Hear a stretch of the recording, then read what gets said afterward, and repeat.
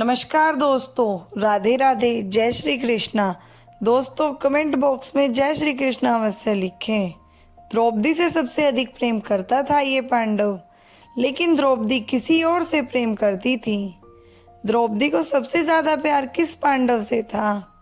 द्रौपदी के स्वयंवर में अर्जुन ने भाग लिया था। अर्जुन स्वयंवर की प्रतियोगिता जीत गए थे, लेकिन द्रुपद की पुत्री द्रौपदी को पांचों पांडवों के साथ विवाह करना पड़ा।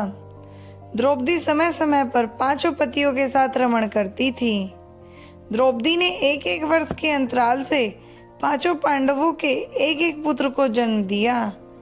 इस तरह द्रौपदी के 5 पुत्र थे, लेकिन अश्वत्थामा ने महाभारत के युद्ध के अंत में द्रौपदी के इन 5 पुत्रों का सोते समय वध कर दिया था।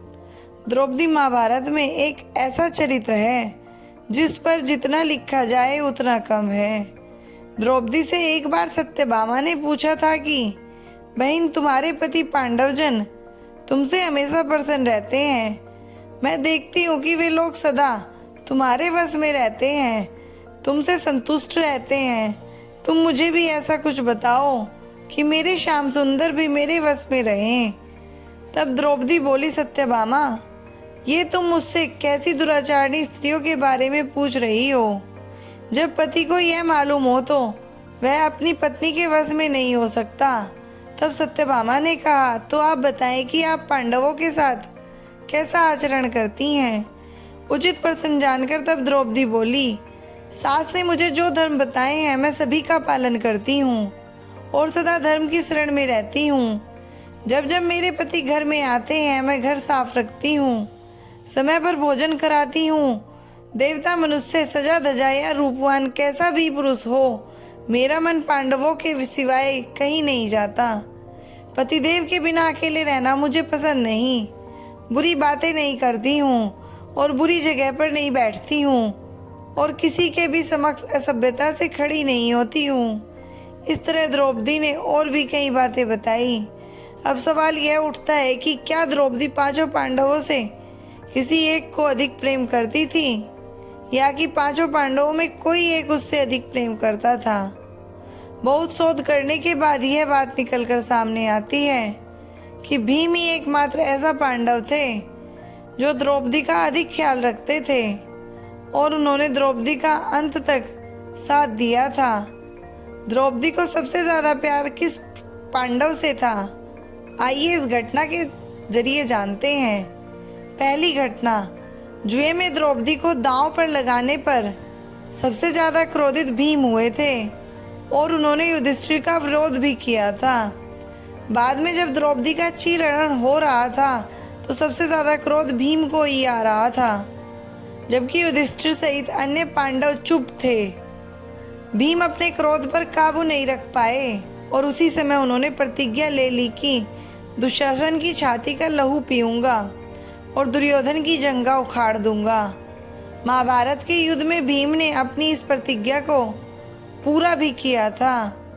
दूसरी घटना, राजा विराट के महल में 5 पांडव भेष बदलकर 1 साल के अज्ञातवास में रह रहे थे। उसी दौरान राजा विराट के साले कीचक ने कामांध होकर द्रौपदी को देखा और उसे रात को अपने कक्ष में अकेले में बुलाया। यह बात जब द्रौपदी ने भीम को बताई तो भीम ने कीचक का वध करने का प्रण लिया और रात के समय द्रौपदी की जगह खुद कीचक के कमरे में पहुंच गए। द्रौपदी समझकर जैसे ही कीचक ने भीम को हाथ लगाया, भीम ने कीचक को उठाकर पटक दिया। इसके बाद दोनों के बीच युद्ध हुआ और भीम ने कीचक का वध कर दिया। तीसरी घटना, जुए में अपना सब कुछ गंवा देने के बाद जब पांडव वनवास की सजा काट रहे थे तब दुर्योधन के जीजा जयद्रथ की बुरी नजर द्रौपदी पर पड़ी। उसने द्रौपदी के साथ जबरदस्ती की और उसे रथ पर ले जाने का दुस्साहस भी किया, लेकिन ऐन वक्त पर पांडव आ गए और उसे बचा लिया। भीम ने तब जयद्रथ की खूब पिटाई की और द्रौपदी के आदेश पर जयद्रथ के सिर के बाल मुंडकर उसको 5 चोटियां रखने की सजा दी और सभी जनता के सामने उसका घोर अपमान करवाया। चौथी घटना, महाभारत के युद्ध की समाप्ति के बाद सभी पांडव सशरीर स्वर्ग गए थे। स्वर्ग अर्थात हिमालय के किसी क्षेत्र में जहाँ इंद्रादि का राज्य था। पांचों पांडव अपना राजपाट परीक्षित को सौंपकर जब स्वर्ग की कठिन यात्रा कर रहे थे, तब इस यात्रा में भीम ने द्रौपदी का पूरा ध्यान रखा। कठिन चढ़ाई और कांटों भरे रास्ते में हर जगह भीम ने द्रौपदी को हर संभव सहयोग किया। दोस्तों, अगर आपको मेरी जानकारी अच्छी लगी हो तो प्लीज़ मेरे चैनल को लाइक करें, सब्सक्राइब करें, शेयर करें, कमेंट करें। धन्यवाद दोस्तों।